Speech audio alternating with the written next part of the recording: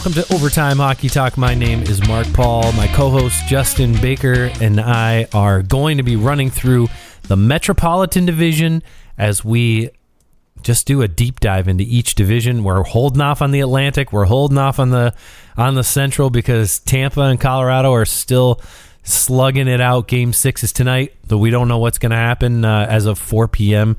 when we're recording this on a Saturday. But Justin, we won't get too much into the finals, but are you enjoying yourself? I'm enjoying every game so far. I mean, this has been, I don't want to say it's lived up to expectations, but I think it's better than most finals have been in recent memory, I guess. Yeah. I mean, three games that are 3-2, basically, two of them in overtime, one of them a goal with 5-6 minutes left. Yep. For game 5. I mean, I thought, oh man, is Colorado going to win 3 overtime games 3-2? Because that would have been crazy too. There has been very few times. I think that the Leafs in 1951, I want to say, whatever year. Oh gosh, what's that defenseman's name that died right after the finals? I can't remember his name. Died right after the finals. Yeah, he was poised to be kind of like the superstar, up and coming defenseman, and he died in a fishing accident, and his body was lost at sea for years. And the next time the Leafs won the Stanley Cup was 10 years later, and it was the same. In the fall before the season, they finally found his body. Bill Barilko was his name. Yep, died August 1951 in a float plane crash. Oh, okay, so it was like a seaplane, probably something during like a fishing trip. Yep. Yeah, to Quebec. Yeah. So he, but they didn't win the cup again until they found his body, which is crazy. Wow. But I think that series they won 3 or might have been all 4 games in overtime. I don't remember, but that's in my memory. That I think is the most OT games won in a final, I want to say. But because the Leafs won 4-1, and let's see. Oh, every single game went to OT. All 5 games. It was a 5-game series. Leafs won 4-1. All 5 games went to OT. So the Leafs won all 4 games in overtime. Is crazy. And they won 3 games 3-2 in OT. So that would have been something, but serendipitous. Yes. It could still happen tonight or in game 7. See, I'm just rooting for game 7 overtime.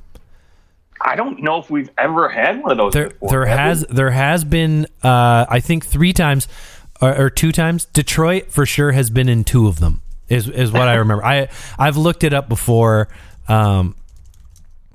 But yeah, I can look it up right now. Yeah, sure. I know there's only been a few of them. I mean, there's been several OT winners for the Cup, but there has. Okay, here we go. So the Wings have the distinction of being the only franchise to ever win the Stanley Cup in overtime in Game 7. They've done it twice in 1950 and 54. There you go. 2 times in 5 years they do it, and that's the Pete Babando or whatever, and Tony Leswick scored those goals. So there you go. Crazy. I would love it, though. It would be great. I mean, that's how closely matched these games have really been outside of the one blowout, but or the 2 blowouts. But, I mean, even then, flip-flopped them. So really, it's just been an entertaining series, really close. And it's just, I think these last 2 games, it's going to come down to Kemper having to be better than Bassey, really. Yeah, and he, in the games that Colorado has won, he has been. Or he just hasn't had to be because Colorado destroyed him. Just as a fun note, the longest we've ever gone between 2 Stanley Cup overtime winners are 1980 to 1996. That was Bob Nystrom in 1980 for the Islanders, and the next time was Uwe Krupp for the Colorado Avalanche in 1996. So that's the longest we went between them. Right now, the last one, of course, is Alec Martinez for the Los Angeles Kings. And then that goal still haunts me. I'll never forget. That one will come just coming down straight down the middle and just rifling it by. I mean, the Rangers weren't going to win that series, but No, I mean, Lundqvist carried them to the finals, so he could only get them so far. And the only time that it ever happened, I think there's 3 times it happened 2 years in a row. First time was 1933-34. Next time was 50 and 51. Actually, 1950, 1951, 53, 54, all Stanley Cup overtime winners. Like 4 out of 5 years. What a time to be alive. Yeah, what a time to be alive. We saw it in 99 and 2000. I'll never forget Jason Arnott. I don't remember who had the puck coming into the zone, but I remember screaming at my dad. I hated the Devils. And I saw Jason Arnott on the bottom of the screen. All you could see was his head, because this is on the 4:3 TVs, right? There wasn't HD. So you didn't get as big of a view. And I remember seeing the bottom of his head at the bottom of the screen and going, no! and then watching the pass come across, and he rifled it by Eddie Belfour, and that was that. Oh, I hated the Devils then. Yeah, maybe it's because first time I see the Wings ever go to the Stanley Cup Finals, they just get swept in an embarrassing fashion where they were just a huge, favorite. And God, that was just, ever since then I was like, nope. And then of course the rivalry with Colorado. So those two teams never sat well with me. Yeah. Well, and you picked against them this time. So who knows? By the time people are listening to this, they might have another cup in their pocket, but we'll see. All right, well, let's dive into the Metropolitan Division. What team you want to start with? Dealer's choice. Okay. Let's go Washington Capitals. Okay, the Washington Capitals, probably the oldest team in the Metropolitan Division. At least maybe the most aging, like that team that's ready to just age out. Seems like that might be them. What do you have for the Capitals? What are your thoughts as they enter into this offseason? Boy, I think first and foremost, obviously, we just heard recent news about Nicklas Backstrom undergoing some surgery, and it seems like he's probably going to be out for the whole entire season, maybe. I can't remember specifically what disc it was, but I'm pretty sure it was, some basically the same thing that Jack Eichel got. Or was it? I thought it was a hip. That's what it was. Yeah. Sorry. Someone else had that surgery. That's right. Yeah, Ryan Kessler. That's who it was. And it wasn't termed as career ending, but basically it stopped his career. Yeah, that's what it was. Yep. Someone else recently had that disc replacement surgery.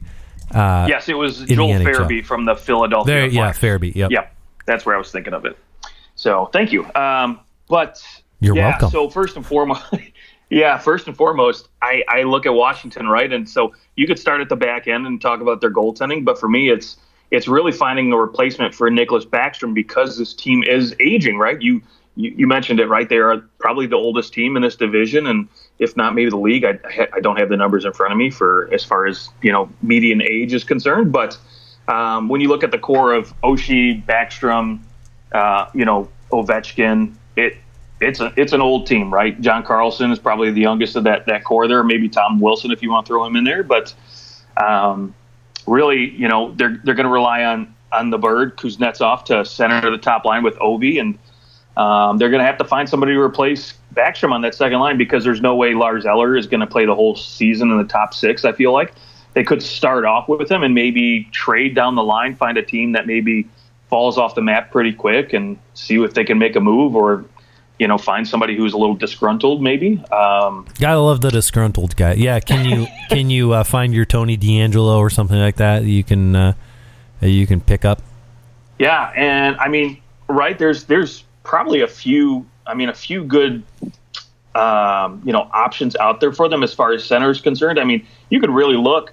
We'll maybe talk about them later, but there's another team in this division. One thing I did see, and I'm going to throw this out there: Washington Capitals are the oldest team in the NHL at 29.6 years old on average. Okay.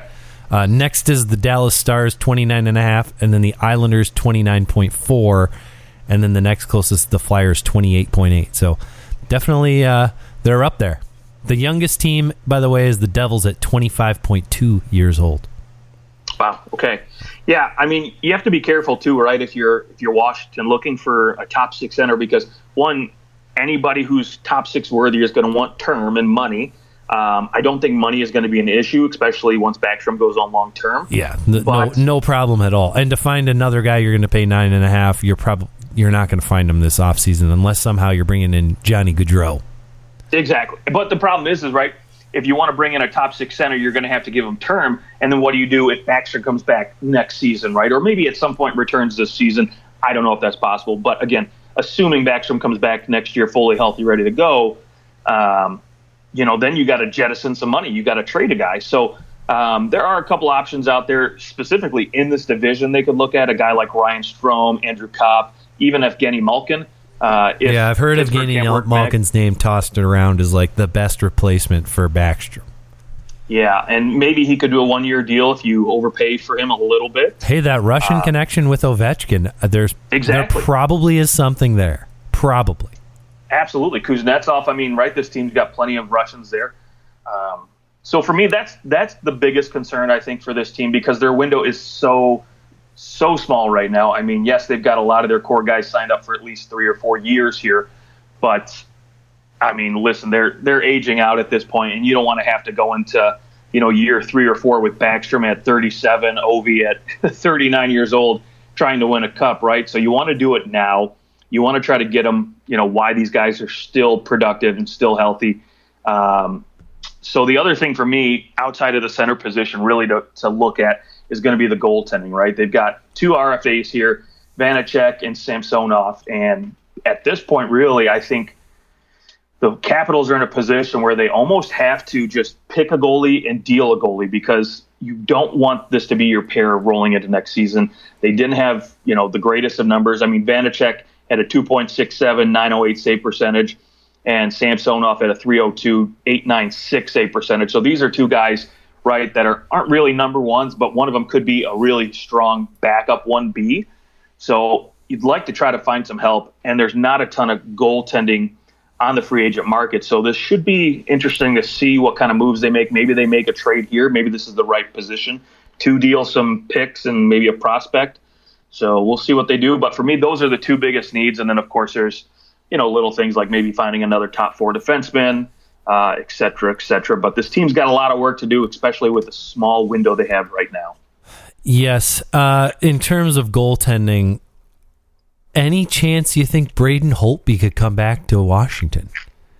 Yeah, I mean, look, this team's got, some budget issues too. Like I mentioned, they have about $8 to $9 million in current cap space, and then whatever they get on LTIR from Backstrom, and he's at 9.2 right now. But look, they've got to bring in a top 4 defenseman, I feel like, because you can't go in with Orlov, Jensen, and Carlson as your big 4, or Van Riemsdyk being in that 4 spot, and maybe Justin Schultz gets signed on the cheap, and then you can just kind of figure it out as the season progresses and see how they do. But they need some infusion of talent back there, and so for the goaltending situation, right, you're going to have to give one of these guys a few $1 million.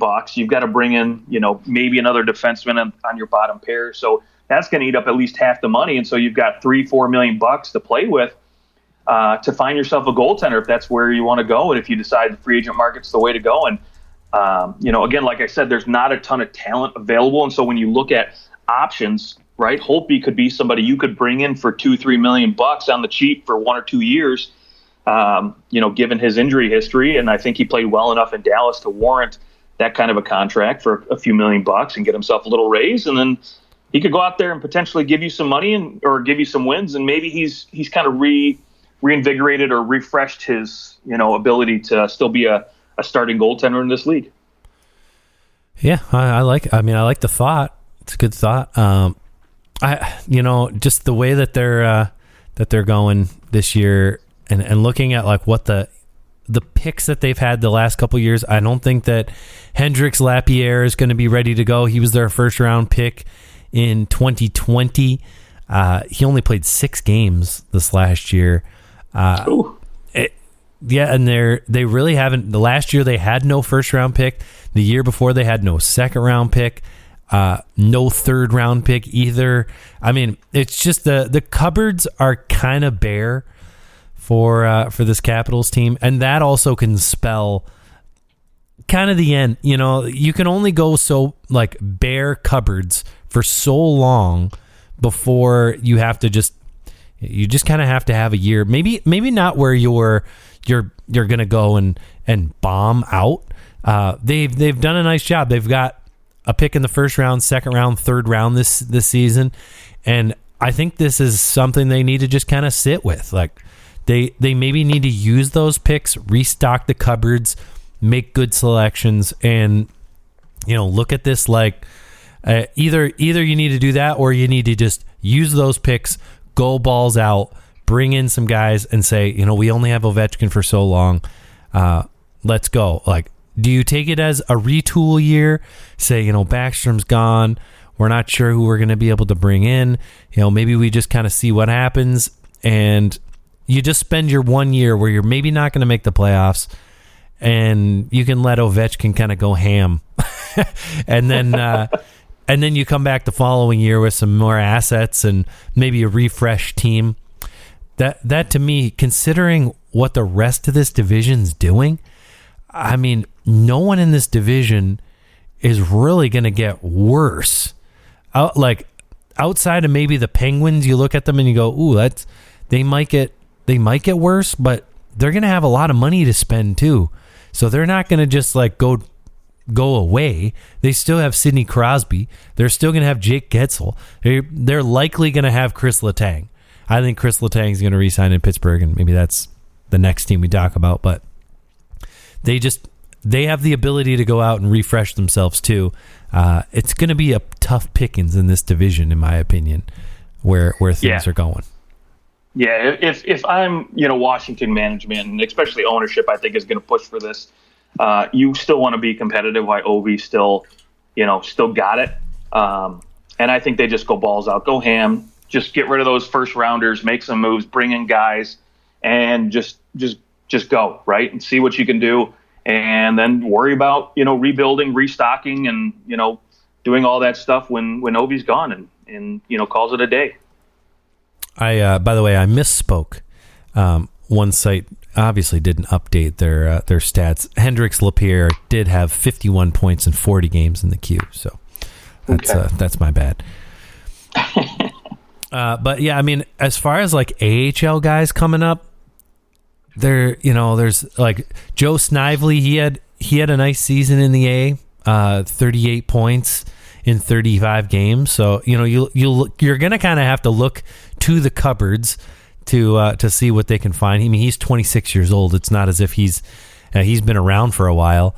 I think that's kind of where you're gonna have to look if you're the Capitals. Is like, who can you kind of graduate up to your main roster to have an impact, because you're just really not going to probably find a whole lot via free agency, because you have to spend so much more on these free agents, right? Like you can only bring in so many $2, $3, $4 million guys before you're overwhelmed, and then you look back 2 years later and you go, why did they sign that guy? Just like almost he was over the hill and you signed him to a deal and now it's coming back to bite you. You don't want to do that if you're the Capitals. No, I think if you're Washington, right, you need these AHL guys to come in and kind of fill out that bottom six and be, competitive and contribute. So, hopefully they got a few guys down there that can do that and are going to step it up next year. One thing I do wonder, I know that Marc-Andre Fleury said, I'm not sure I could go to Washington, and that was all via trade. I wonder if Washington, if they ponied up and they said, no, come in here. You haven't played for the Penguins in a long time. Let's chat. If like all things, let's say Malkin signs with the Capitals and Letang leaves Pittsburgh. Pittsburgh kind of looks like a shell of itself. Does maybe Marc-Andre Fleury go, yeah, you know what? I could sign with Washington. Nope. No chance. I think it's Minnesota, Pittsburgh, or retirement at this point. All right. Okay. Well, let's move on then. By the way, I think that if the Capitals have the ability, if they use their first round pick, I think using their first round pick on defense in this draft is the way to go. They just don't have a big cupboard full of defensemen, And I think that's what I would do if I were the Capitals. Just go out and snag that. I mean, they did take in 2021 in the second round. That was their first pick of the draft, was Vincent Rio, and he was taken by the Capitals. So he had a nice season down with the Brandon Wheat Kings, but I don't think he'll play in the American Hockey League. Most 19-year-olds aren't ready to go to the NHL. And he may get an opportunity during the season, but he's not going to be ready at all to go.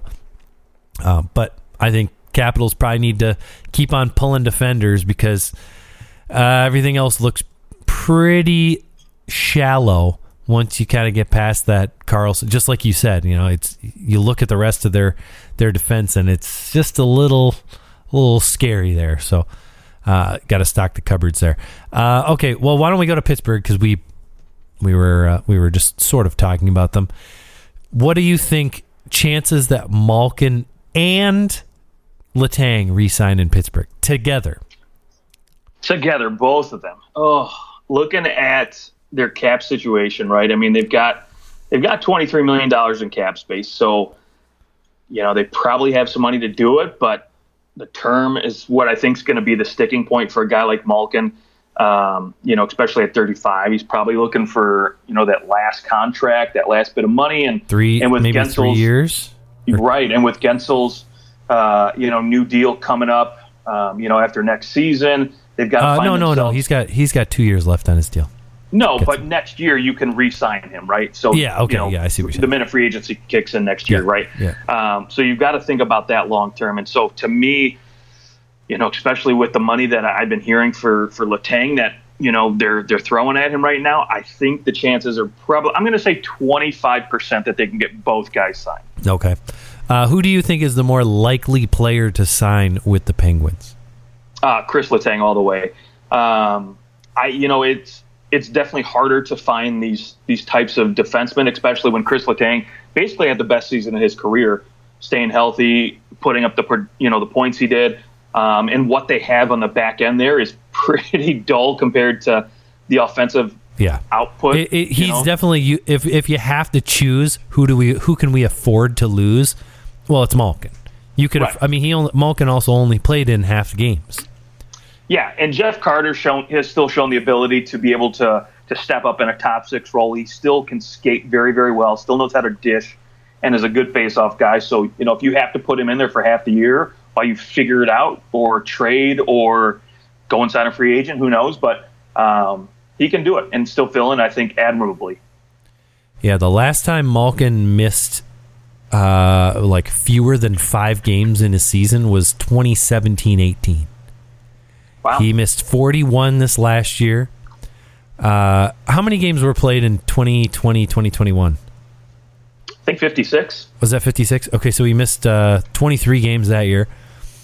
1920, I think, was right around 65, 68 games, something like that. Yeah, right? for most people. So yeah, he played 55 games, so you're looking at least 10 games he missed. And 18-19, he played 68 games, so he missed 14 games that year.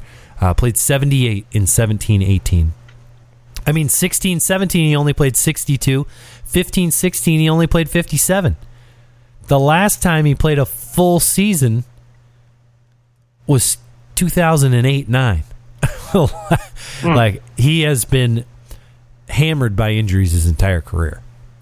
Fantastic player. You would take him if you knew whatever. If a guy plays 70 games in a year, that's fine. 75 games. But you're practically guaranteed that he's going to play less than 60 games. So at this point, sure seems like it. That's the other tough part, is you're paying a guy to not play. And that's a big chunk of your cap. Now, if you could, bury the whole thing, and it's not worth it. I don't think that it's worth it. I think for the Penguins, I think they're in a better place if they don't bring back Malkin, in fact. I don't think they should. I think they can go out and get a player who's, obviously not Malkin, but you can go out and get a player who will be healthy, can be in your lineup more often, and that in and of itself provides some continuity, some consistency, and you don't have to worry about how many games he's going to end up giving you. So I think I would just say, right here, right now, thank you for everything you've done for our organization. We're going to all move on. And that's okay. Nobody's mad at each other. I think that for what he wants, the kind of money that he's going to want, no, it's great. If he was coming after $5 million, I would say, heck yeah, sign him. $6 million, sure. But more than that, nah, I couldn't. Yeah, and it's the term thing too, right? I mean, yes, you want to ultimately, keep them around as long as possible, but they, like I said, they've got other contracts that are going to need extending, and really, it just comes down to, again, where you think your money's best spent, and it's no fault of Malkin's, but I just think it's better for this team now to focus on other areas and spend the money there. How about this, Justin? How about Claude Giroux goes to Pittsburgh? How about that? You think he'd go to Pittsburgh? No, I think it's the same as Marc-Andre Fleury not wanting to go to Washington. So I think so too. Can't. Yeah, I mean, for Pittsburgh, if they're willing to spend the money, I think they go after Nazem Kadri. I think that he would be a huge target for them. He's 31 years old. You could probably sign him to a 5-year deal, and you could get him. He's not gonna command a 1.15 points per game kind of salary because of who he played with and the team that he was on. He's going to command a big salary, but I think he'd be a really good fit in Pittsburgh if he were willing to go there. I would target him all day over Malkin. Okay. Yeah. I mean, don't get me wrong. I think right now at this point in his career, Kadri would be a welcome addition to that team. I think what he can bring as far as like grit and sandpaper and just that agitation, right, is fantastic. And, the only thing I worry had about 87 points.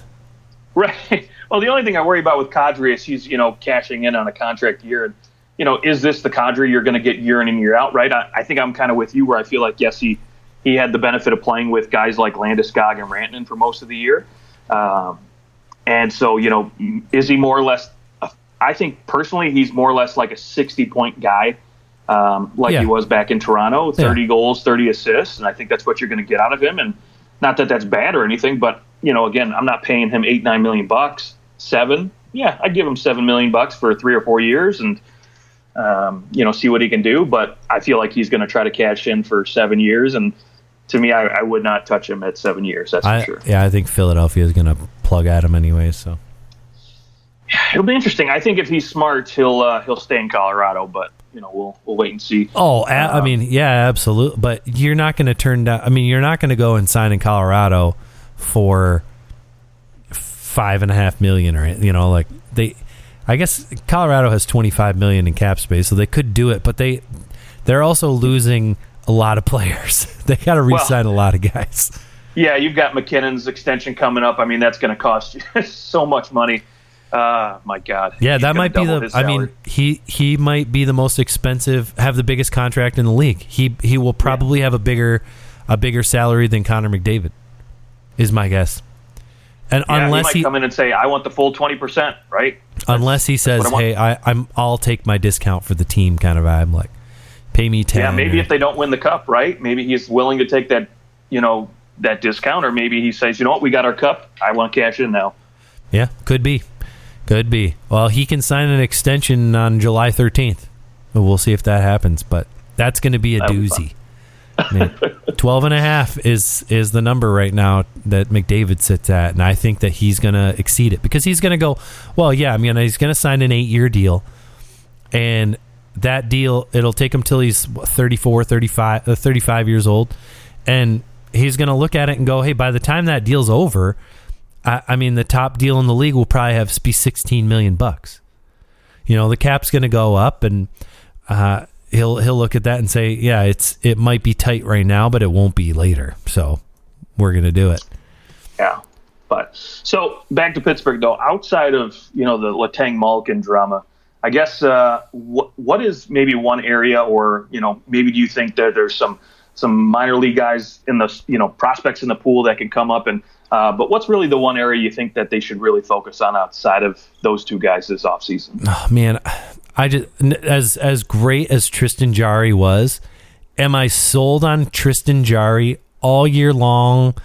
To me, Pittsburgh is kind of tied to that goaltending, right? Like they have. If it weren't for Jari's injury, they probably win in the first round.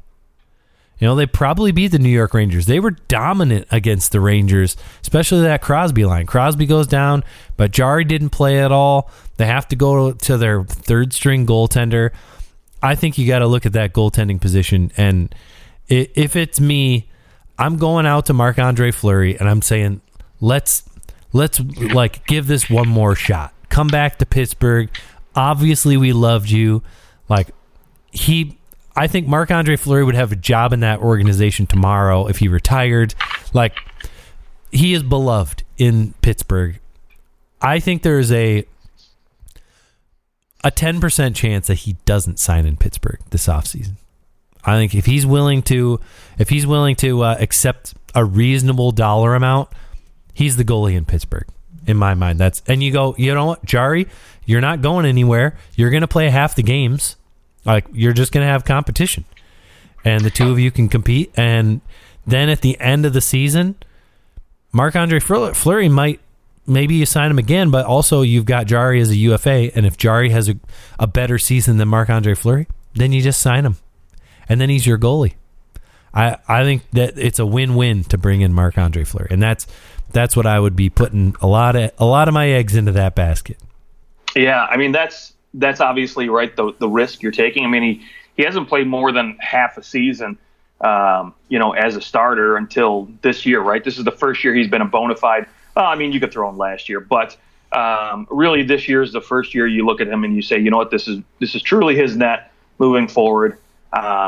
So, yeah, I mean, I think a veteran backup would be ideal because you don't want to have to go to Casey DeSmith again. You don't want to have to rely on Louis Domingue, although I highly suggest they re-sign him just for, his media comments anyways. But, yeah.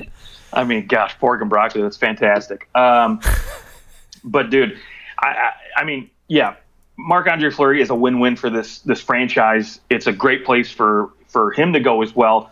I'm leaning 60-40. He re-signs in Pittsburgh. The other 40% in Minnesota. But, I think, and again, if you just have to decide really, if you're management, do you try to re-sign Tristan Jarry before you sign Marc-Andre Fleury and give him that extension, or do you wait and play out the year and see how he does? Because if not, then you really, you could maybe get him a little bit cheaper, or maybe you can, somehow just, maybe make the decision that, you know what, he's just not our guy of the future. Let's go out and make a move. Yeah, I mean, I think at this point, he's your guy of the future, but it can't hurt to have Marc-Andre Fleury there. Who cares? Fleury can play 35 games, and Jarry can play 45. Oh, no, I agree. And I think, if anything, it's great to have that kind of veteran leadership and presence there in that net for him to kind of learn, because, again, I think he is going to be the guy for the next, 4 or 5 years at least. And so, give him that veteran presence there to kind of, teach him the ropes and maybe get over that hump, because he hasn't had any playoff experience and any success at that matter. So have a guy there that can be there to mentor him in that aspect. And then if you want, you can put Fleury in for the playoffs and, let him ride out into the sunset that way. Yeah, I mean, it would be great if he could just play out his career, with the rest of his career with the Pittsburgh Penguins. That would be fine with me. I think that, he was kind of mistreated in Vegas, and it made everybody mad and just made everyone almost love him even more. Right. Just because of that. So, yeah, I mean, I think the Penguins still have, they've had a lot of first round exits lately, and I'm sure that's not sitting well with anybody. But they're still a good team. I mean, they still are a team that is, you don't want to play them in the first round. If they're healthy, they're going to be real good. They've got some good players coming. I mean, they're when did they draft this Jordan Frasca? I mean, he's tearing it up in the OHL. He's got 87 points in 61 games and tore it up in the playoffs. So, I mean, there's Alexander Nylander could come up and play a middle six role for him. I mean, they've got some pieces for sure. Yeah, they've been trading away a lot of their picks because, hey, they've had to. They acquired Jason Zucker. They're going out and grabbing a lot of players where they were spending their first-round picks. They don't have a second or a third-round pick in this upcoming draft, but they do have a first-round pick. I think you're starting to see that more often, that teams are much more willing. Yeah, we'll trade our second, our third, our fourth. We don't care. But if we can hang on to that first-round pick, that's the one we really care about. And the more first-round picks you can hold on to, I think the longer your team will remain relevant. Yeah, I mean, we're seeing it now more and more where players in the middle to the back end of the first round are still really, really good. Whereas before, if you didn't get a pick in the top 5, 6, it was like rolling the dice on a lot of guys, right? And you were hoping to hit on somebody. So, yep. I mean, look at Boston. Gosh, at 2012, I think it was when they had the 15th, 16th, and 17th pick, or maybe it was 14, 15, 16, but they really haven't hit on any of them. So, yeah, that was a bad time for Don Sweeney. I guess as far as the Penguins go, I think they'll still be good next year. The tough thing is going to be competing with the other teams in this division who are definitely going to get better. One of those teams being the Philadelphia Flyers. Philadelphia Flyers don't even need to change the players they have on their team because they brought in John Tortorella, who is... John Tortorella is like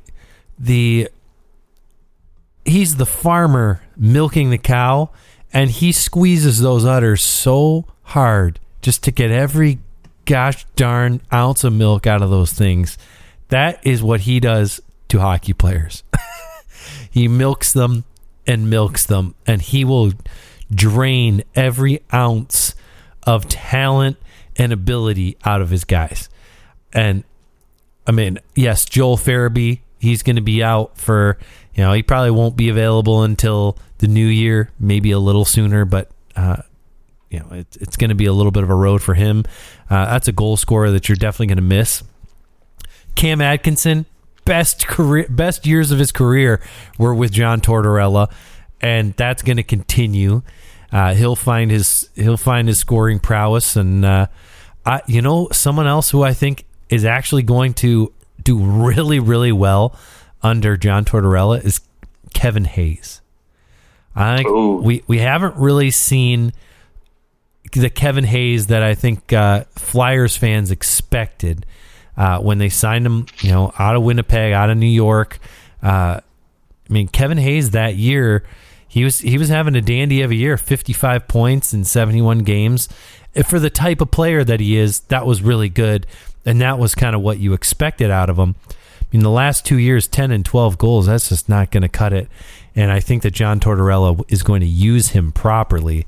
You're going to find out real quick if he's going to work or if the Flyers are going to find a way to deal him, would be my guess. And then the other guy that I think he might be able to kind of find and milk out would be Owen Tippett, who has just not found his way in the league yet.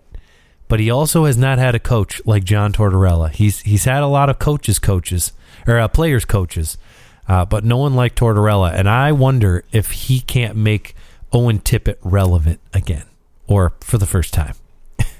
Yeah, I don't disagree with that, right? I think Tippett is the type of player that I think would play well under, Tortorella's system. And not only that, too, but Tippett really didn't have the opportunity to play some big minutes in Florida, right? They had all the big-name guys there already, sure. Eating up the minutes. And I think with this team, especially with Farabee being out, there's going to be a lot more opportunity for him to play second power play, middle 6 minutes there. For me, the one big thing, the coaching change is, I think, going to, not only is it going to be just a coaching change, but I think it's going to shift the culture back to that old-school Philadelphia mindset a little bit. We forget last year that for half the season, Sean Couturier was out. Ryan Ellis was only playing a couple games here. So getting those two guys back, hopefully healthy at some point, ready to play for the year and playing under Torts. Obviously, with any new system, there's going to be a learning curve at the beginning of the year, but I think you'll get them firing pretty quick. And if you get a Ryan Ellis back for the whole season, and maybe you can get Provorov back to close to where you think he can be, and Ristolainen starting to play his old game again, man, this could be a dangerous back end and better for a guy like Carter Hart, who, I mean, let's face it, Tortorella's always had good goaltending wherever he's gone. Yep. So maybe Carter Hart's the next, And Carter Hart played much better last season than he did the year before. Forget goals against average. That wasn't his fault. His team was god-awful, especially in front of him. A little bit better of a save percentage, a much better save percentage from 2020 to 2021. I see his system just being better for any goalie who was coming from that mess that he was experiencing before. I also you mentioned Sean Couturier. Man, is there a player that maybe matches up with John Tortorella better? Like the way that he plays, his attention to detail, his ability to kind of do everything. He really is that like Swiss Army knife type of player. You can put him anywhere, do anything with him, and he's going to be fantastic. I think, John Tortorella, out of any team he could have coached, this was it. He just fits the vibe. I'm really excited to see what he can do with this Flyers team, especially that, can he grab Ivan Provorov and get him back on track because he had a really bad year last year. That'll be what you're going to find over this next year. Philadelphia may or may not make the playoffs. This is a great division. They might not make the playoffs, but I think what will happen very quickly, you're going to see who's going to fit and who won't. And by the following offseason, this may be a completely different team because they could jettison a few names and bring in some other guys because this type of coach, you don't just go out and bring in anybody you want and have him just kind of change his style for those players. No, you go out and you get the right kind of guys for someone like John Tortorella, and I think that's what the Flyers will end up doing. Yeah, I think one name to keep an eye on in free agency, like this is a team I don't think is going to, they've got $5+ million to spend in free agency, and they're not going to go out and spend a lot of money, if anything at all. They might, sign a backup goaltender, get, some depth forwards, that kind of thing. But to me, I think if there's any addition to be made, it's going to be someone who you can maybe second power play unit, play bottom, pairing minutes. And I look at a guy like PK Subban, who could be a little bit of a reclamation project. Now, he's not going to be back to his old, Norris winning ways, $9 million, that sort of play. But I think Tortorella, again, when you talk about a coach who squeezes the last ounce of hockey out of a guy, PK Subban to me is a guy who still has wheels. He can still play hard-nosed hockey and has that offensive ability that I think a guy like Torts could just squeeze a little last juice out of and maybe help revitalize his career a little bit. I like it. That would be a very interesting signing, PK Subban. I don't know that PK would be willing to go play for John Tortorella. Now that is a different thing, right? You have to choose. To go there? That's the other thing is that you're choosing to go there. That's not an easy choice to make sometimes. I also Cam York. He was playing in the AHL last year for the Flyers. He's their first round pick in 2019, 14th overall. He's reliable in his own zone. He spent 2 years with Michigan Wolverines in college hockey. He captained the Team USA to gold in 2020 or 2021. I'm not sure what year that is, but he captained that team. So you've got a guy coming who can carry the puck. He's got lots of upside. And he I think is going to be ready to go this season. So he's somebody to keep an eye on because that could really change the Flyers' defensive core. If suddenly you have a guy who can move the puck and create some offense, that is going to make a big difference. Yeah, and if anything, it helps push the other guys like Provorov and Travis Sanheim on that left side for minutes, right? And so you're those two guys, you're like, crap, I got to get my shit together, be on top of it because we got this kid coming up who I'm sure Torts is going to start to mentor and really take a shine to. And he did play for the Flyers last year for 13 games. He had a goal and 3 assists. So he's gotten that little scratch to the NHL. So that's always something to keep an eye on too. So keep an eye out for Cam York. What team you want to go to next? We've got both New York teams, the Devils, the Blue Jackets, and the Hurricanes. Boy, you know what? Let's go to Columbus. Let's go to Torch's old team. Okay, there you go. A good little transition there. What are you seeing with this team? Boy, you know, this could be one of those teams, right? We talked about Flyers getting better. You know, teams that have to really improve, right? And for me, I think this is a team that could go the other way or could improve, right? And I think it all kind of hangs on one guy in particular. And for me, that's Kent Johnson, right? I mean, obviously, I think eventually they're going to get a deal done with a guy like Patrick Laine, get him re-signed. Or they'll trade him. Right, or they'll trade him. But I think when you look at Kent Johnson, Cole Sillinger, these two guys coming up, oh, man, they could bring a lot of excitement to this forward group and really start to, you know, change the face of this franchise a little bit in terms of the way they play hockey, right? I mean, ever since Rick Nash has been in the league, this team has always been a pretty low-scoring team. They've never really been like, you know, the type of Maple Leafs team we're seeing, you know, in recent years, and where they can go out and beat you 6-5 every single night if they want to. But these two guys could sort of shift that culture, shift that type of play into that more offensive-minded style of play.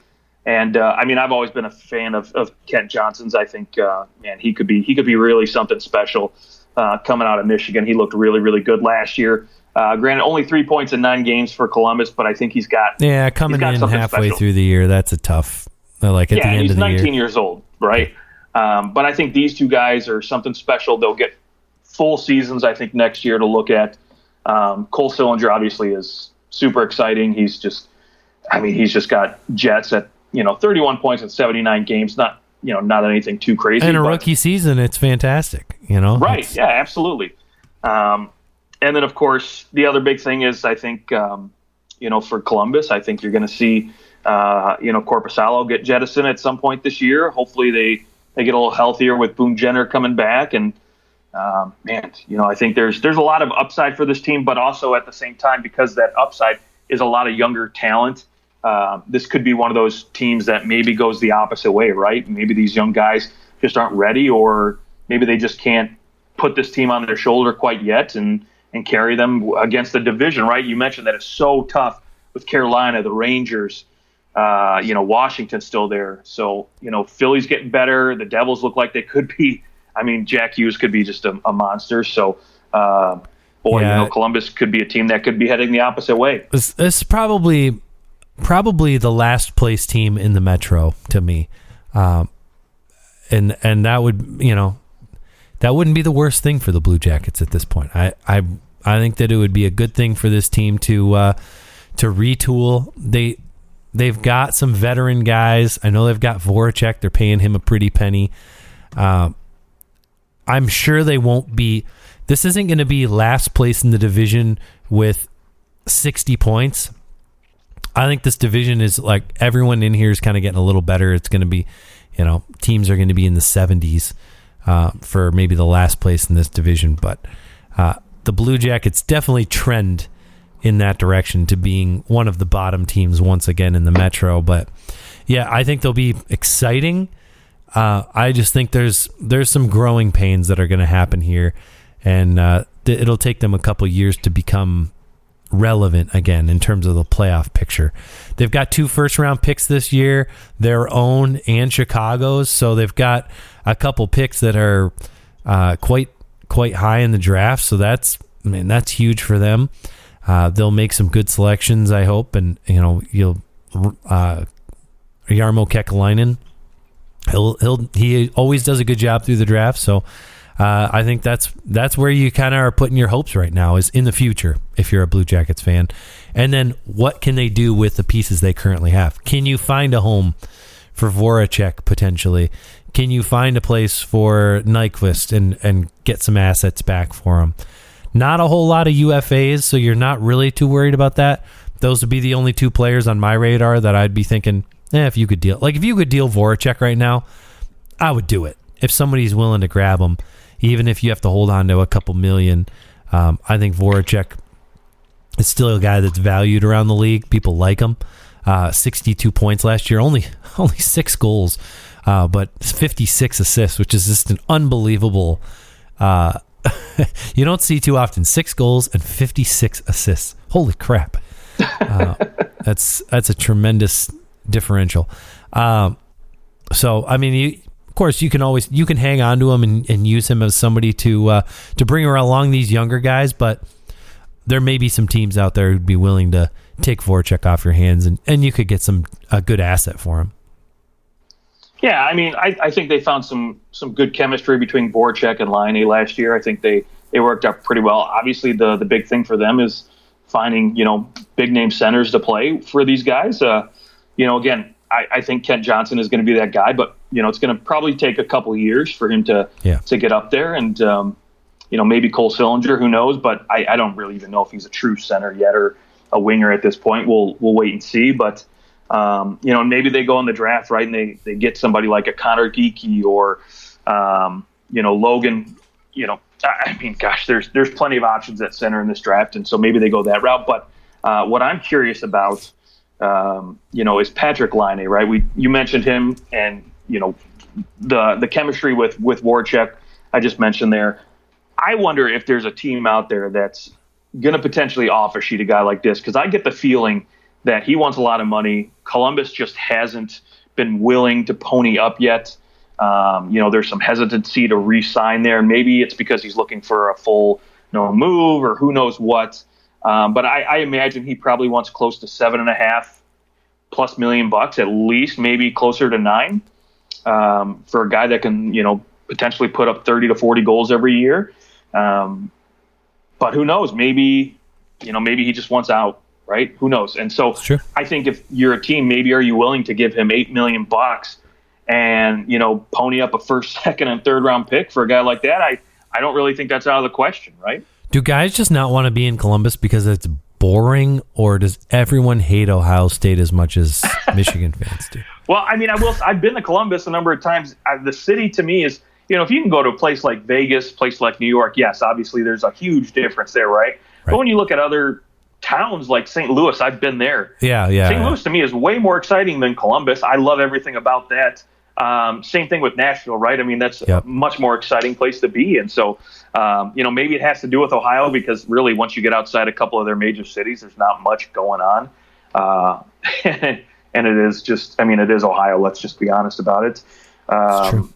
And if you're on a team that's, expected to be towards the bottom of the division again, too, do you want to sign a long-term deal? Maybe he only wants a 1 or 2 year deal to ride in the free agency so he can go be like, Pierre-Luc Dubois and test it out. But, I know obviously, Columbus doesn't want to get rid of him for next to nothing. But if you're a team willing to give him $8 to $8.5 million and only have to give up a first, second, and third as offer sheet compensation, I might pull the trigger on something like that. Yeah. I mean, that's he would change any team's top 6. That's for sure. He's become a little more responsible defensively the last couple of years. Yeah, maybe if you're a team like New Jersey, right, who's really looking to make a push and get over that hump and really accelerate the Jack Hughes era, right? This could be a guy you could put alongside Jack Hughes, and man, I'm sure those two guys would probably tear it up. Very much so, yeah. He could use the winger. That's we can go to the Devils next. That's probably the area of need. Is who can we put with Jack Hughes? Who can we put with Nico Hischier to give that spark? Guys that they can feed and set up, and that's kind of what they've been missing. The Devils are a fascinating team because they only have 4 players under contract in 2024 or 2023. So after this year, everyone is an RFA or a UFA except Jack Hughes, Nico Hischier, Dougie Hamilton, and Dawson Mercer. That's it. That's all the guys on their roster right now that have contracts. So with that said, it's a weird position for a team like this to be in because they're rebuilding. They're trying to come out of this rebuild, and here you find yourself, no one has any contract. Now, Boqvist will get signed, Bratt, Miles Wood, Zaka. I would think that all those guys are going to get deals. But It's just an interesting spot to be in where you only have 2 forwards signed beyond this year. Only 1 defenseman, or 3 forwards, sorry. Only 1 defenseman. It's very odd. And I think that really has to do with why every mock draft I've seen right now with the Devils at number 2 have them taking Slavkovsky, the left winger out of Finland right now, is looking like the cemented number 2 pick regardless who the Montreal Canadiens take at number 1, I think, at that center position, right? Whether it's Logan Cooley, Shane Wright, I think, honestly, it's already cemented that the Devils are going to take a winger because they need that help. And yes, Jesper Bratt's going to be, signed at some point. He's going to be a great top 6 winger to have up there. But you got to think Thomas Tatar, he's on the other side of 30 now. So, at some point he's going to decline. And he's not really his former self when they brought him in there. So I think they'll probably move on from him at some point, but you still need other wingers to come in. And I think, this could be a great opportunity too for the Devils to make an offer sheet to a guy like, Patrick Laine, or, spend some free agent money now too, right? There's some big name wingers out there, guys like Philip Forsberg, Johnny Gaudreau, who's been, linked to New Jersey as long as I can remember because he's from that area. Yeah. And you could even go as far as, making a move to bring in a guy like Kevin Fiala from Minnesota, who I think, that team's going to deal anyways as an RFA because they just can't afford to keep him thanks to, Parise and Suter's contracts. So, a guy like Fiala would fit in really nice alongside Jack Hughes or Nico Hischier because let's face it, if you have those 2 guys at the center position for you, that's not a bad way to build your team. So no, they certainly have options. There are options out there. It just depends on what you're willing to spend. Absolutely. And so the other thing, too, that you got to look at for this team outside of just finding a couple wingers for these centers to play with is you got to find a goaltender, right? Jonathan Bernier, I don't know what his, injury status is at this point. He was on IR pretty much the whole year. Mackenzie Blackwood, to me, he's an RFA after this season, but I think up until this season, I really had high hopes for him. I thought he could be the goaltender of the future for the Devils, but it really just doesn't feel like that anymore. And I think the team itself, management, has sort of lost confidence, and I think that's why you hear, that being towards the top, top focus for this team outside of wingers is finding another goaltender and, where they go, because, again, there's not a lot of big-name starters out there for them to pluck. A guy like Darcy Kemper might re-sign in Colorado. He might be available, but maybe you go to the RFA and you go like a Georgiev, Ilya Samsonov. There's a couple of those names. I don't know that Jack Campbell signs with the Leafs or not, but if he doesn't, he's probably the number 1 target for a lot of these teams without a goalie because he's only 30. You can get him for free. He proved that he can play, but isn't going to get $5 million, I don't think. So his contract situation is going to be the most interesting this offseason as far as goalies are concerned because really this is going to be his one and only payday, and I think he's going to want to try to cash in. And I can't blame him, but at the same time, he doesn't have a lot of leverage, right, in negotiations. So it's going to be an interesting one for sure. Now, the other free agent name in the goaltending market I really look at is Ville Husso because he's a guy who I think likely will stay in St. Louis, but if he becomes available and just wants to see what's out there, I think at 27, he's still young enough. He's still got some life left in him, and I think because he's never really been a starter and played a lot of games up until now, he could be a guy who could come in and you could get him on the cheap. And I don't think there's any chance he signs in St. Louis. You don't think so? No. With $9 million available to them, and St. Louis needs to go out and they don't need to bring in any more top 6 forwards. They've got plenty of those. But they need to fill in the bottom stretch. Their defense needs a refresh, in my opinion. I don't know that you can go back and have Marco Scandella in your top 6 anymore, or your top 4. Sorry, your top 4. I think he's still fine. I think they would like Nick Leddy back in there, personally. But again, if they could sign Nick Leddy, But and Scott Perunovich, he looked real good, but I don't know that they're going to be willing to pay Husso for multiple years, like maybe 2, but I think on the open market, Husso could probably get 3 or 4 years. Somebody will take a flyer on him if they're willing to get him for $3 million, $3.5 million. Sure. I just don't see him signing in St. Louis. And I don't know that would be the best thing. Like, you've got Jordan Binnington. He found his game at the end of the year. He was so good in the playoffs. I think you got to ride with that. I don't think you could bring Husso back and be like, hey, remember, Jordan, just in case you suck again. I don't know. It just doesn't. It would seem weird to me. One name I will tell you that I think would be just a fun pun on a name that I think fits in well with the Devils. A Magnus Hellberg. Looking at him as a goaltender, he was signed as a free agent at the end of the year by Detroit. A former, second round pick who played with Nashville, New York, had a few games that hasn't played. He's only played 4 games of the NHL, or 5 games now with Detroit last year. But I mean, over in Sweden, he was, the World Cup, the Olympics, and he was phenomenal in both those tournaments. And played in the KHL all last year, 37 games, .917 save percentage was great there. And I think he's looking for a comeback. And this could be somebody, if you want to bring in super cheap, who might need 2 or 3 years. This could be a guy that could really, really help you get over that hump, or at least be a nice Band-Aid till you figure out what you want to do long term. There you go. What did the Devils do if Shane Wright doesn't get taken by the Montreal Canadiens? Boy, I still think you got to go winger. You don't think that they would just say, hey, Shane, you're playing the wing? No, because here's the thing, too. I think, Shane Wright, while he's a center and could potentially play the wing, does he want to do that, right? I think that's the question you really have to ask him. And well, you're almost always going to go to the wing anyways in the first year. Yeah, most likely. But I think you got to think long term, right? Do we want to invest in this guy for him to play third line center or potentially be a top 6 wing?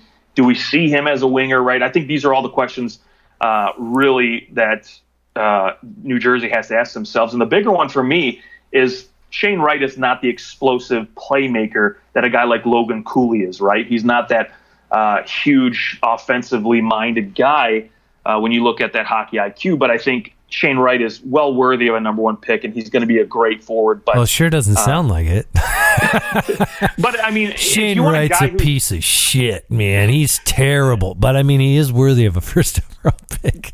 Well, I mean, you know what? You can't. I mean, listen.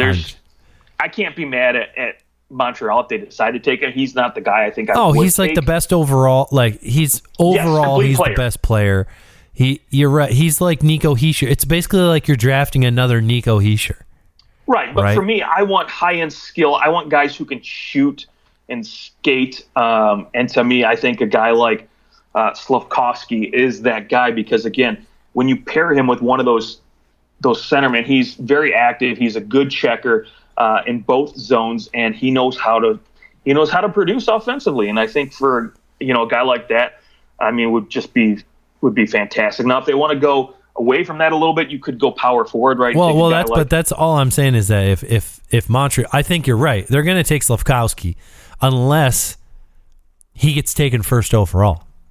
Maybe Montreal goes that route, right? We got Nick Suzuki here, and we need a winger to pair with him. So that could very well happen. I think it's unlikely, but I think it's one of those there's always those stories every year.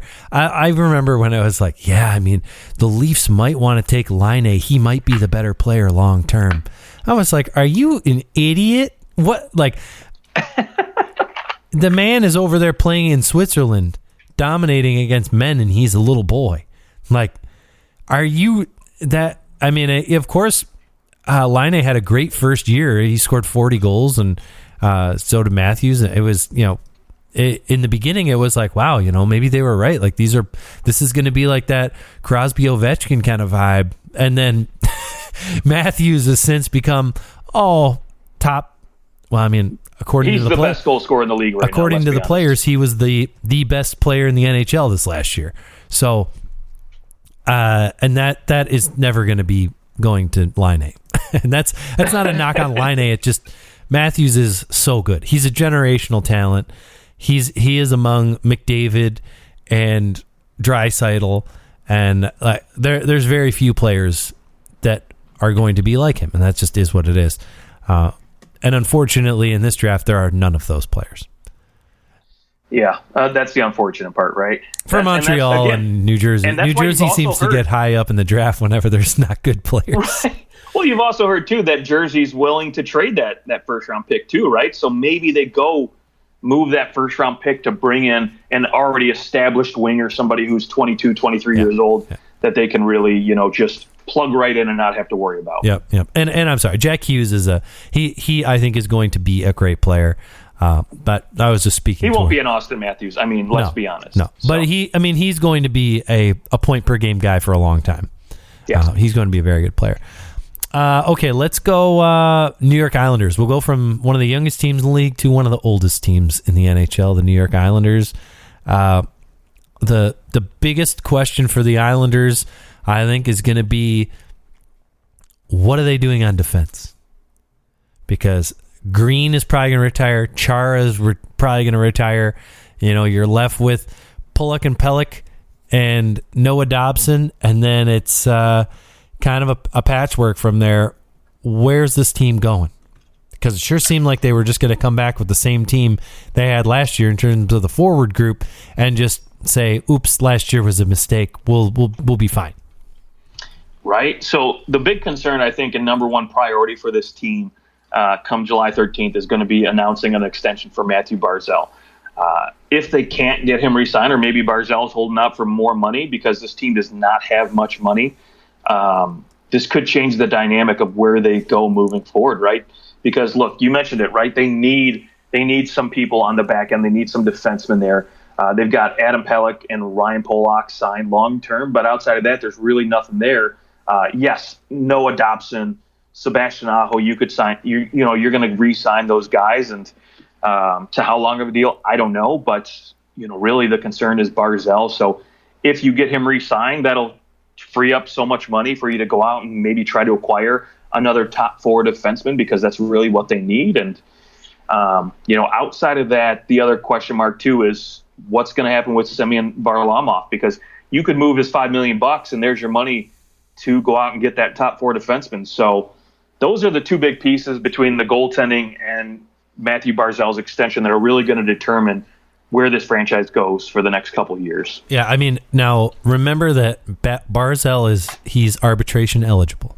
So he can go to arbitration. He's coming off $7 million. So his next deal is going to be at least it has to be 15% more. So you're looking at an $8 million deal basically for 1 year for next year. If I'm Barzal and I'm going to arbitration, or I'm signing a 1-year deal, get me to UFA, and I'm cashing in and I'm going somewhere else, because Lane Lambert is just he's a carbon copy of Barry Trotz. I think it was one of the worst. Why fire a guy which now it's kind of coming to light that Barry Trotz, it doesn't seem like his heart was in it right now. Based on him coming out and saying, hey, I'm not going to be coaching this next year.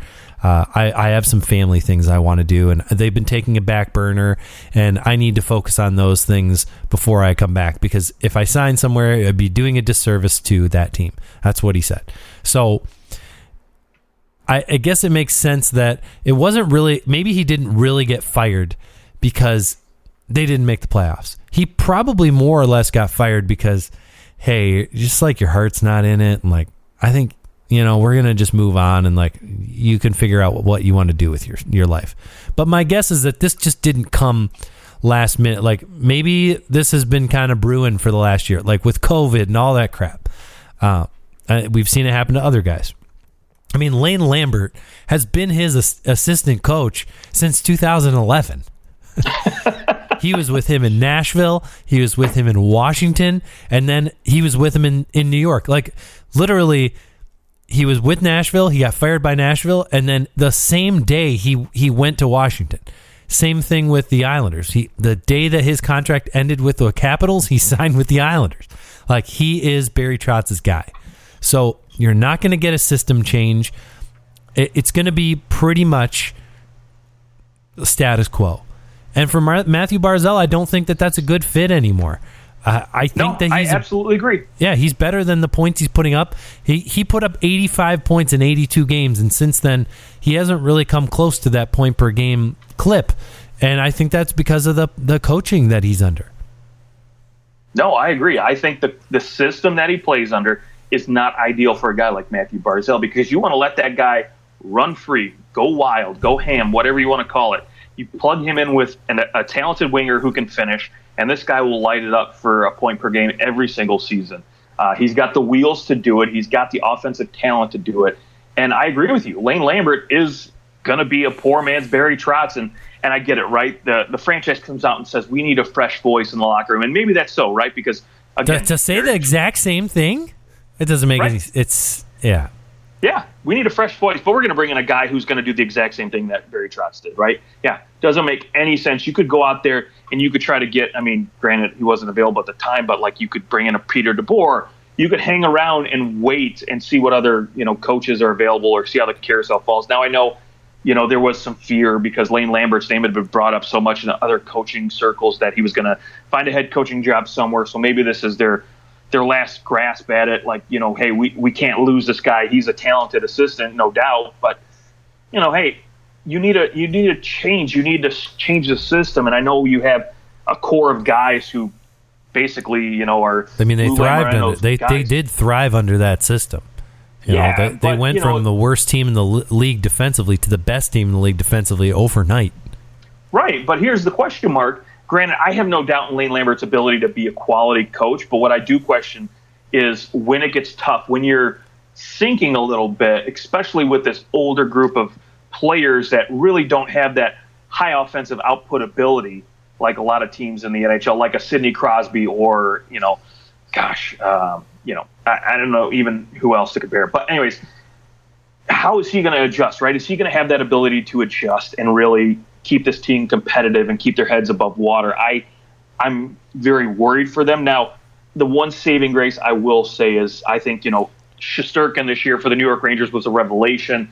No doubt the Vezina winner, and, deservedly so. I think we have a guy on the back end for the Islanders who could be that next Shesterkin next year, and that's Ilya Sorokin, who I think is a phenomenal goaltender and very well could be a Vezina candidate next year. Now, does he split time with Varlamov again? Does Varlamov go so they can free up some cap space? I don't know. Yeah, that's really the big question mark is Varlamov. What do you do with him? Right. He could go across the pond and go to Washington, right? There's a guy who used to play there who they would love to have him back. Or maybe he goes back to Colorado at some point if they can't re-sign Kemper, because at $5 million, I think that's a good price to get a starting goaltender. But, he is 34. Yes, he's got, 2-3 years of quality hockey still left in him, but it's going to be interesting for sure what this team does. Now, this could be a team, I think, like the Columbus Blue Jackets, that slip a little bit because I think, with the new head coach in here, the system that they play, if he tries to change things up too dramatically, it could really bite them in the ass. And I agree with you. I think Barzal, if he's smart, sign a 1-year deal, go to free agency, and I think he's going to walk. All right. And if that's the case, then you're looking to deal him, right? Like, if you can't get him to sign, I think if you can't get him to sign this offseason, you're looking to deal him. He would have. Yeah. I guess he would have the. Oh, sorry. He's eligible for arbitration next year. So, right. But I think you want to. I guess you haven't. You can broach that conversation now. It's just not. It would be a tough place to stick around. Like, wow, look at all the aging players. Especially if they start to hit the bottom of that division, right? Right. Yep, it's going to be hard to pull yourself out quickly, and we'll see what Lou Lamoriello does. I'm sure that they're going to make some big move. I'm pretty convinced they'll make one big move, and it'll kind of shake everything up there. So we'll see what happens there. Let's move on to the other side of New York, to the Rangers. They make it to the conference finals. They've got a lot of free agent forwards, unrestricted free agents: Andrew Kopp, Tyler Mott, Ryan Strome, Frank Vatrano, some important names in there, and they're going to have to re-sign Georgiev or trade him. He is eligible for arbitration, and So was Julian Gauthier, who had a nice playoff for them too. So it's this was, in my mind, maybe because of Shesterkin, he pseudo made their rebuild look like it was moving a little faster. But there's still a lot of holes on this team. And some of these other guys are like, you're hoping that Lafreniere, that Kakko can end up being superstars. Is still your hope. There's still that opening. But now you're going to have to start making decisions on some of these guys because, well, Kakko is your first guy to come up. He's a free agent. He's an RFA. And, how are you going to handle the rest of this? 18 points in 43 games, not that great. You're going to probably get him on a nice bridge deal. And you're going to have to kind of figure out what this team's going to look like in 2 years because this is the beginning of it. You've got Panarin and Zibanejad and Kreider and Barclay Goodrow. Those are kind of your they're all 29, 30, 31. You're going to have to start making some decisions on these kids and how you're going to pay them and what your salary structure looks like with that. Yeah, this is going to be an interesting team to say the least. I think I think we're going to see a few big moves. The middle, I want to say the middle roster of this team is going to look drastically different next season. So, I think obviously we've got Lafreniere with an extension coming next year, right? He's the guy you're going to want to keep around long term. I think he and Filipino looked really, really good last year or this season together in the playoffs. They surprised. They were probably the most consistent line this Ranger team had throughout the entirety of the playoffs. And always came up big in big moments. But I think the one big thing that stood out to me when I watched this Rangers playoff, because I had actually picked them to go all the way to the conference final in my original NHL bracket. But it wasn't necessarily because I believed they could go. It was just one of those things where it's sometimes you just take a gamble on a team and just, just because there's always that team that surprises people, right? So I figured, okay, yeah, we'll just shockingly see them. I didn't. In my heart of hearts, I figured they were going to get beat by Pittsburgh. And so, but they surprised everybody. And again, that's mostly because of Shesterkin. But looking at this team, right, it's clear to me, I think Jacob Trouba's got to go.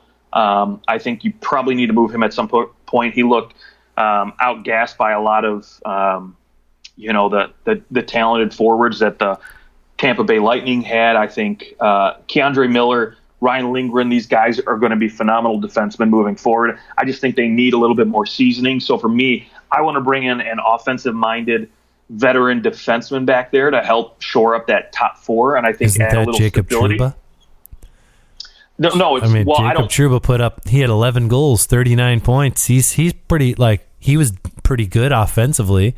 Well, during the regular season he was fine, but I think during the playoffs he just looked out of place, and I think he got beat a lot of time by speed and just, overall, I think I would have liked to seen better play out of him. He was the one guy I think that was most disappointing to me during the playoffs for this team. I just don't know how you're going to move him.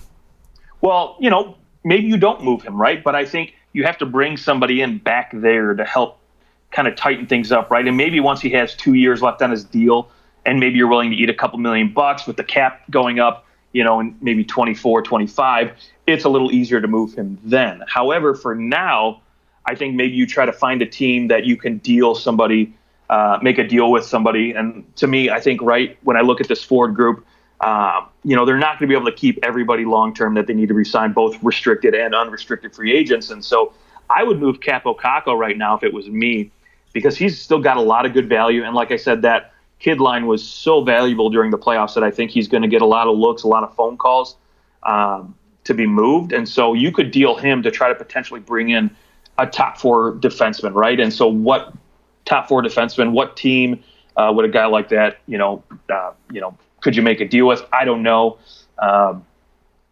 Again, there's options out there, through free agency too, but I think you could move him to bring somebody to fill in that top four.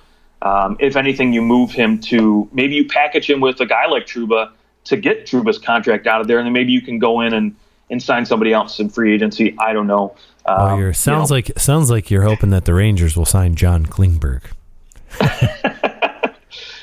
Speaking of signings, there is one guy I know they won't re-sign out of all of these free agents they have to re-sign, and that's Alexander Georgiev. Well, he's an RFA. He's an RFA, but their relationship is disgruntled, as Pro Hockey Rumors did put it. I know he wanted to get traded last year. He asked to be traded. So right now that relationship is a little disgruntled, to say the least. And so I know Chris Drury right now is taking calls on him, and I do suspect he will be moved, especially because, again, he didn't have the greatest of seasons. So do you want him as a backup, or, do you need to re-sign him as a backup? No. I think you can go out in free agency and find other guys. Sure. I mean, you could potentially go out and get a guy like, Casey DeSmith, Braden Holtby, even Scott Wedgwood I would bring in and use over a guy like Georgiev right now at this point. So you could probably move him for a middle to lower round draft pick and just get him off your books and move him out and bring in somebody else. But, obviously the priority after that is going to be, bringing back Andrew Kopp or Ryan Strome. And I think Andrew Kopp just looked more in, place there. He clicked very well with Panarin, and I think I would get him re-signed, and then hopefully maybe you can keep both of them.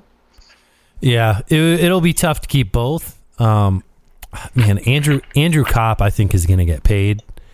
I think you're going to see Andrew Kopp get maybe $6 million.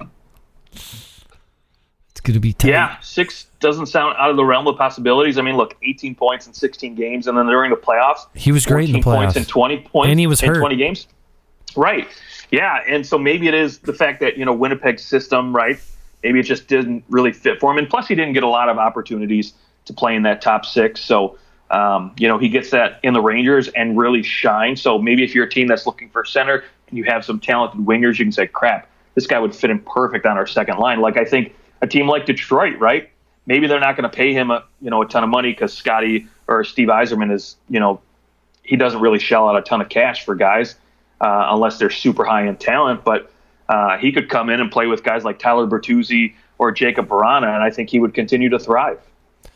Yeah, I don't know that Detroit would be his first option coming into free agency right now, based on where the Red Wings are, but maybe Colorado, right? There's a team that could, if Nazem Kadri doesn't, sign for less than 8, he would fit in really well with them. He would. Maybe Washington.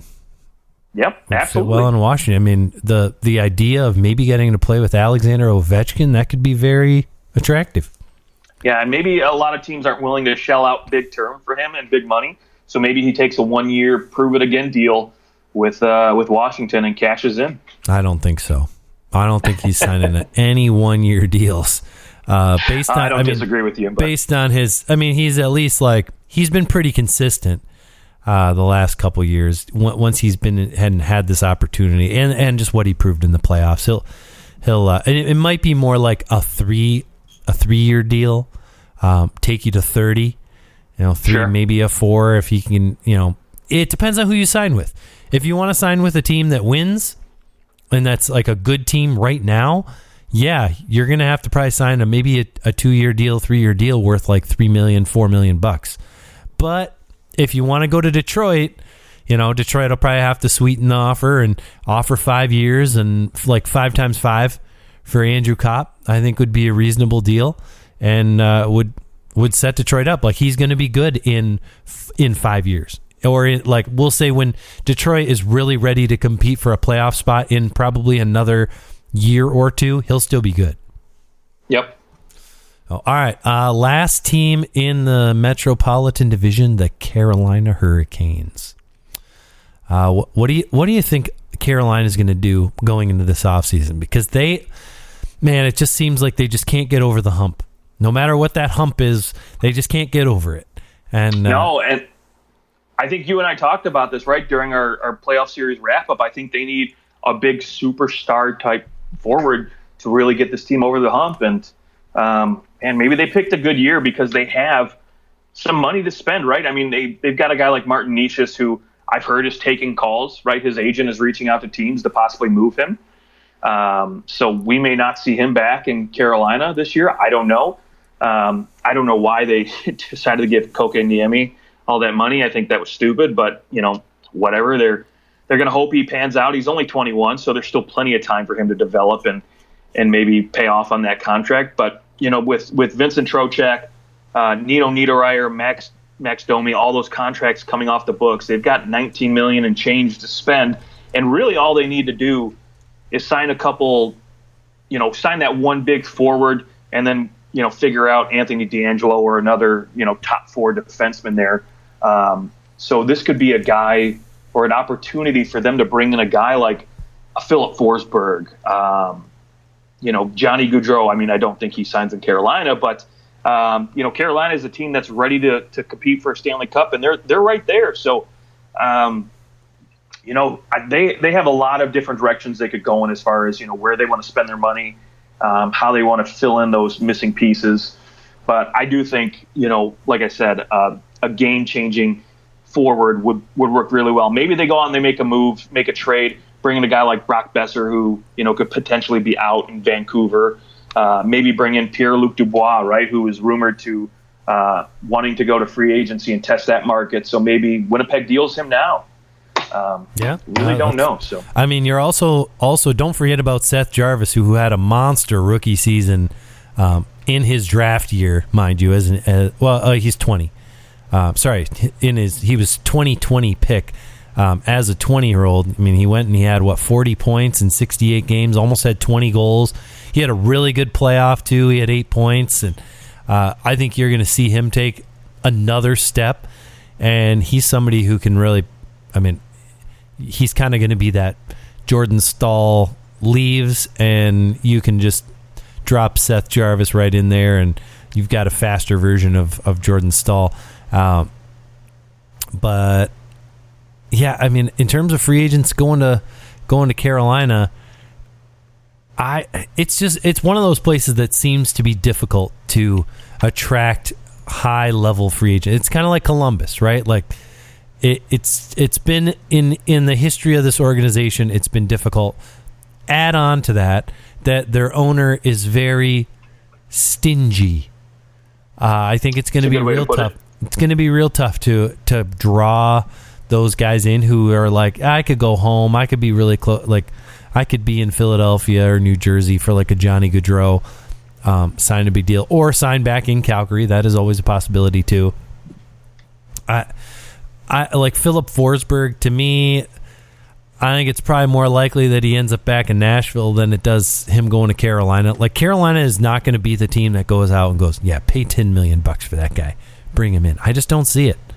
I don't see it. They were offering, what did they offer Dougie Hamilton? I think it was like they were trying to get him for $7 or like $6.5 million. $7, and he signed for $9.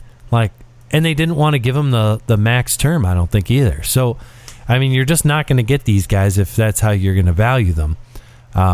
So they're going to have to acquire guys like, I mean, Pierre-Luc Dubois. That's a good good target because he has to go there.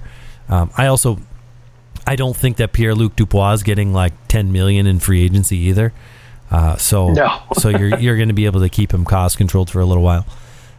But the Carolina Hurricanes, they're just missing something that's not getting them over the hump. Some of it, I think, was goaltending. You know, the fact that that Anderson was hurt when push came to shove, which I said would happen. Said that would happen. I knew it would happen. I knew it would happen. Every Leafs fan knew it would happen. Oh, time to rely on him? Yeah, he's going to hurt his groin. Yeah. That's just what's been happening to Frederik Andersen, and it's unfortunate. He's a great guy. He's a really good goalie. But he just cannot stay healthy through the course of a whole season, and more importantly, when it counts. But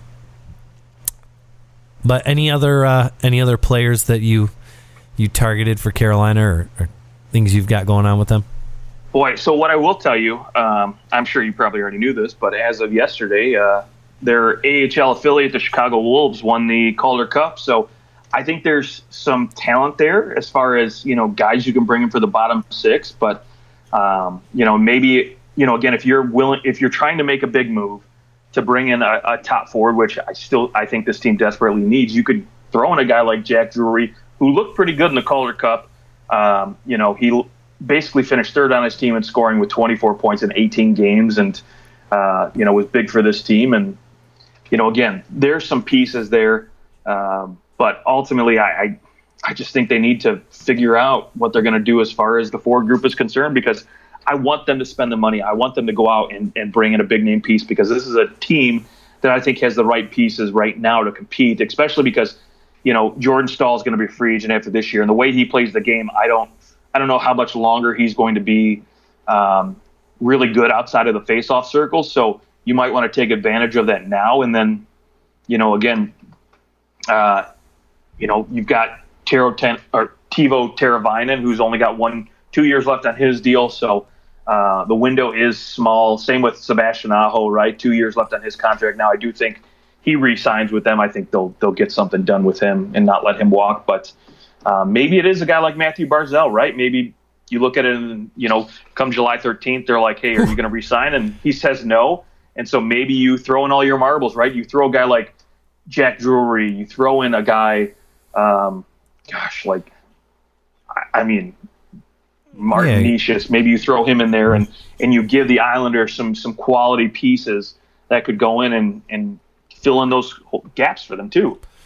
Yeah, I mean, no matter how you cut it, you've got a guy who can score goals in Svechnikov. You've got Sebastian Aho who can just burn. They have a good top six. They've got some good pieces on defense. There's just something holding them back. Like, the other thing is that Anthony DeAngelo is not signing a $2 million deal or whatever he was just coming off of. No, yeah, definitely not. So $1 million, one times one. He is going to get paid. He got 51 points in 64 games and had a really nice playoff too. I mean, they're going to need to give him some big money if they want him to stay beyond this, because he is arbitration eligible. I did hear that Ethan Bear was going to be moved. Yeah, they're looking at maybe it's his agent then, instead of Martin Nicias's, that's been talking to other teams. But, yes, yeah. It is Ethan Bear. Yeah. Okay, yeah, because again, I think, Brendan Smith, Ian Cole, you could bring either one of these guys back in to play as a 6-7 defenseman. I think both of them played fairly well for their roles in the minutes they were given. But a guy like Ethan Bear but a guy like Ethan Bear he's just not in your long-term plans, right? So might as well just move him. He's still an RFA, young enough where you're still going to get a decent return. Pesci, Slavin, those guys are obviously your top two. And, Anthony DeAngelo, you would love to get him re-signed and maybe at a reasonable cost too. Maybe you get him at like a 6x6 or something. But, it's hard to justify paying him more than a guy like Jacob Slavin because, But when Jacob Slavin signed his deal, it was a different time. Oh, sure. I don't think you can look at that. He's not paid high enough to look at him and go, "Oh, we can't pay anyone more than Slavin." Oh no, I agree. But what I mean by all that is Carolina, as tight as they hold their purse strings, that's their leverage, right? They're going to say, well, we don't want to pay you more than our top defenseman, so we have to keep you relatively close or under that, and so maybe that's not for DeAngelo, I guess. I don't know. Yeah, that's possible. Vince Trocheck, do you think he's back? Think he re-signs?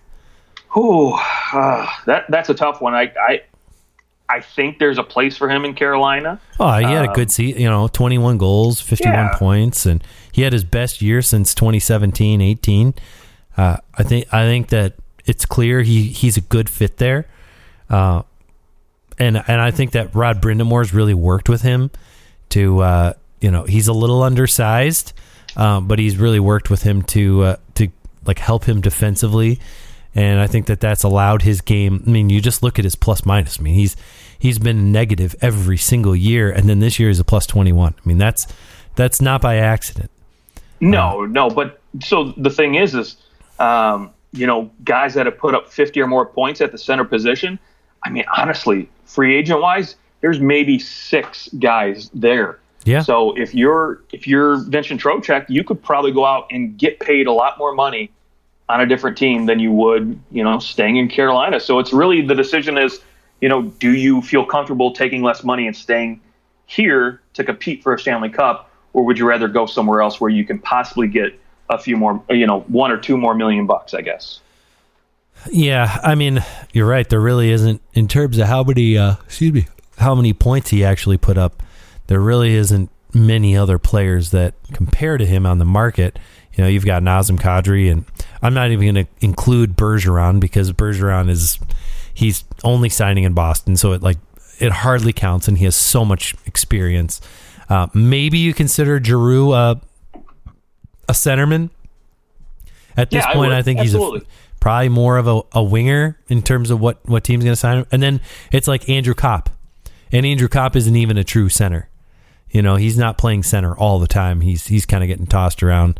And then maybe the other one's it's Strome. Well, Strome's a winger. Yeah, so there really isn't much. Yeah, Ryan Strome played center, and Kopp was on the wing. But still, those guys they can play on the wing, they can play center. So they, you know, again, there's only a few of them, right? That's the whole point. Yeah. So he could cash in, right, with a team that, you know, is really looking to solidify a number 2 or maybe number 3 center position. Yeah, maybe paying him 6. 6 would probably be the limit for a Trocheck. Yeah, and I think if you're Carolina, right, you're not giving him more than, I don't know if I'd want to give him more than $5 million. So. And at 28 years old, you're probably looking at like 5 times 4. Yeah, at the most, right? Yeah. I mean, yeah, so that's a tough sell. I mean, I think that he's a good fit there. He has a good role, and like you said, he's playing good under Rod Brindamore. I guess it also depends on what else they're able to bring in. So I think this division is like every team in this division is going to get better outside of maybe Columbus. I think that's probably the one team you're looking at and you go, I don't know. Maybe the other team I could see would be the Islanders. I could see the Islanders taking yet another step back and going, oops, yep, actually last year wasn't a fluke. We just aged out.